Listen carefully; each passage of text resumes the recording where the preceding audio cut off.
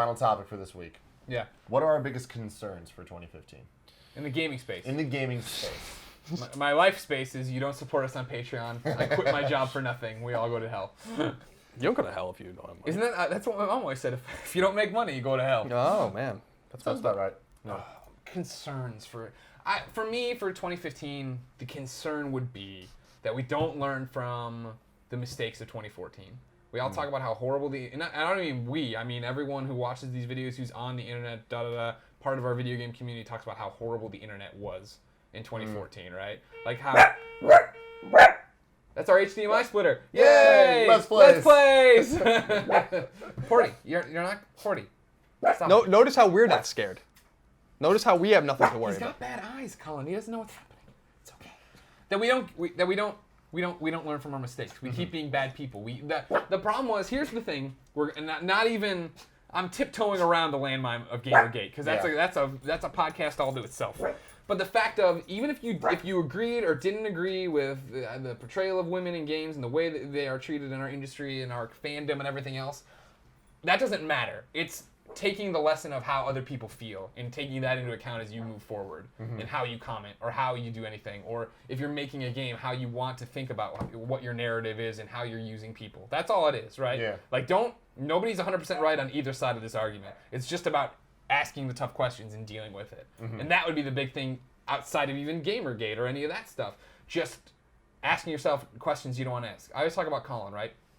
You could look at Colin on the internet and say, this guy is a jackass. You know, he's a Republican, he believes this, and da-da-da-da-da. Colin has opinions on everything. Colin is one of the few people I've ever met who has strong opinions about something and will change his mind about them and tell you why he did it. And if you present evidence or a point to what you're talking about, he will take that in and weigh it. He doesn't just shut down. If I came at him, I said, well, this is, the Islanders are terrible people because of X, Y, and Z. He would take it in, not just immediately shut down and be like, I don't want to talk about that. You know what I mean? No, it's what I feel, it's what I know, it's what I believe in. Everyone needs to, echo out, especially in this industry and what we do, and I mean industry in terms of community, about other people. You know what I mean? Being more inclusive, about the fact that video games, if you aren't gonna stay in this little box that you may think you want them to or whatever, right? They're gonna be on mobile platforms. They're gonna be telling stories that are Gone Home and then that are Modern Warfare, and that there's a spectrum of things happening here, and that it's going to touch everyone eventually. Everyone will be a gamer at some point.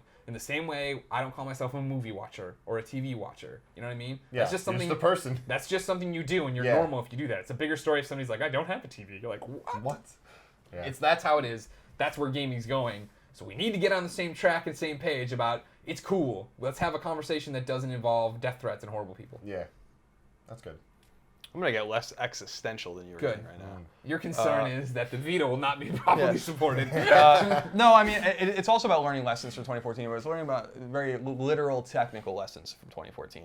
I'm thinking about games that are coming out next year that need to work properly on day one. And The Division is the game that I'm thinking about the most. Yeah, and that's a because Ubisoft game. Yeah, that's why. Yeah, okay. The fact is that games have been released, many games have been released in inexcusable state. Yeah. Exactly. Games that don't, that shouldn't have problems, like Tetris Ultimate. Yeah. That Ubisoft put out, that doesn't work. If you have 2,000 friends, you can't play the game. Right. Because it's constantly pinging servers, and then they're like, disconnect the internet, and it'll work better. And they're like, well, I want to log my score, so I see how I do against other people. Fix your game. You know what I mean? Little Big Planet 3 wasn't working for a lot of people. Little Big Planet 3, which was in development forever, by the way. Yeah. Like Master Chief Collection. Yeah, like Master Chief Collection. How does Drive that Club not work?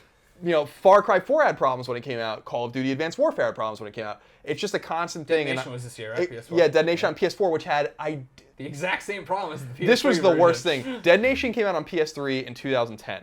It had a problem where if you had 100 friends on PSN, it would freeze. Greg and I were the first ones to discover this before the game came out. We told Housemarque, and they fixed the problem. Then Dead Nation came to PS4, and it had the same problem. I don't understand how no one communicated to the porting studio. I think it was Climax that brought it over. I could be wrong. That brought it over and was like, hey guys, by the way, when we made the game, we had maxed out friends list problems. You need to populate your friends lists with bots or whatever to make sure that the game works fine. publishers need to take a step back, because it's really not the devs, it's the publishers. They need to take a step back and say, like, is the game ready? Did we QA it properly? Are all the bugs ironed out? Should we give it more time? It's not excusable to release a game in the state that some of these games have been in. Drive Club was an embarrassment for Sony. Yeah. And it's not that we're racing fans. We don't care. I'm never going to play that game anyway. But watching people go through the rigmarole of having to play that game and update it and waiting impatiently, they paid $6 for a game, inexcusable. The only way that publishers are going to gain the trust back of people that have been burned this year, and there are millions of people that have been burned, literally, is to make their game... Literally burned. Millions of people... Literally millions of people. Millions. They haven't been literally burned. They're literally millions of people. Why, Ubisoft? Is Stone Chin just throwing fire. Is that they need to make games that work. And I'm telling you right now, people need to stop giving publishers money that release games that don't work. You need to follow. It's the same thing we were talking about with Mass Effect 3, right? Back in the day, where it was like, could have much more eloquently said it, but my point was, I like Mass Effect 3 a lot. But if you don't like Mass Effect 3 and you already bought it, there's not much you can do about it now. What you have to remember is that next time BioWare releases a game, you don't buy it. And then you send them that message. But you have to be consistent about these things. That the developers have to be consistent, the publishers have to be consistent, and the users have to be consistent. That if you send them mixed messages or wrong messages or just keep giving them money, then they're never going to fix the problem at hand. So, reward the publishers and developers that make these great games and release these great products, but make sure that the publishers are held accountable when they release a game that's broken, because there's no excuse. I'm sick of hearing excuses of why it's impossible to test a game in this environment. Really? I don't think so. There have been hundreds of shooters released that have worked fine online. There's nothing different about the infrastructure of these consoles. And games like Destiny came out that were slammed by people that worked way better than a game like Drive Club, which was purchased by maybe a few 100,000 people. You know what I mean? No more excuses. That's my major concern. I want publishers to learn the lessons from this last year and fix the games. Don't release. This is why Nintendo's so special. Is because they're the only ones that won't do that anymore.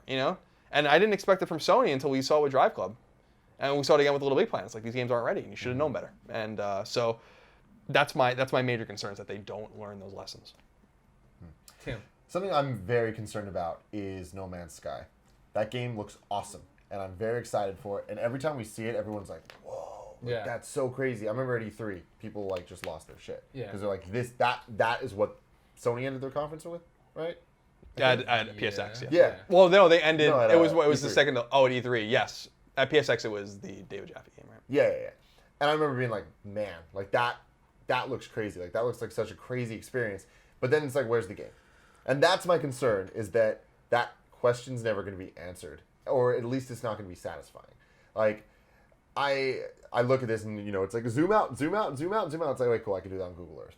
Yeah. But like, I'm really waiting for that game, and I hope that I'm wrong about this, because and that's why I'm concerned, is that I want to be given something that's like gives all of that space something to do, right? Something really fun and really engaging to do, and I hope that I'm wrong, but. We'll see what the game is. Yeah, that's the big game thing we've so talked far about. is landing on a planet, you get out, it says you found it, you get back in, you fly away. Yeah, it's like, what am I doing? We'll see. I mean, it's a very... I don't think I've ever seen a studio that small make a game so ambitious. Yeah. So we're going to see...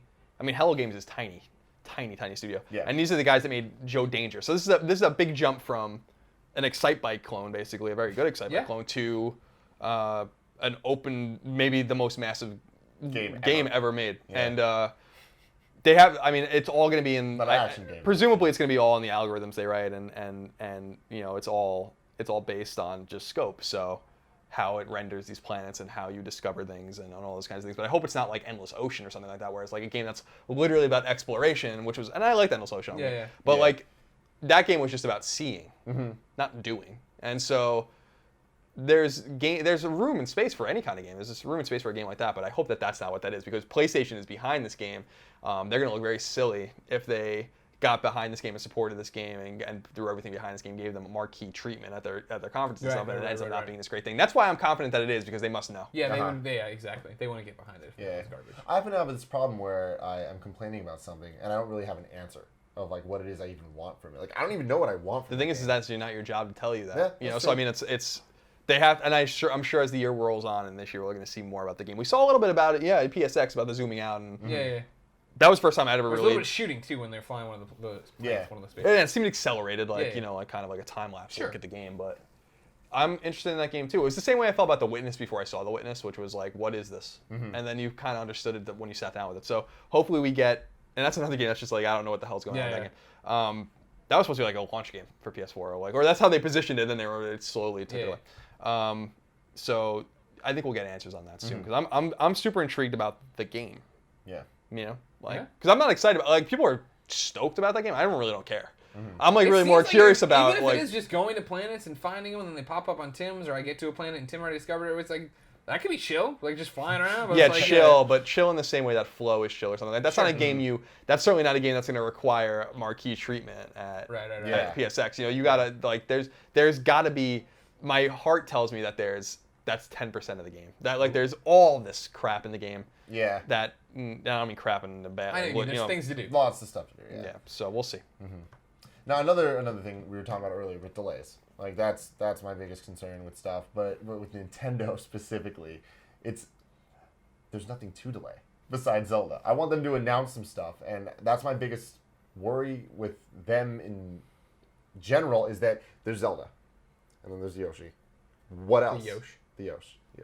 I don't know. Yeah, they have to figure it out. We need some new announcements, and I'm worried that we're not going to get them. Like I'm worried that the 3D Mario is not going to be announced this year. And that's gonna be very upsetting. Yeah, presumably they have like Mario Maker and like some other stuff like that. But these are not these are again not AAA like temple games.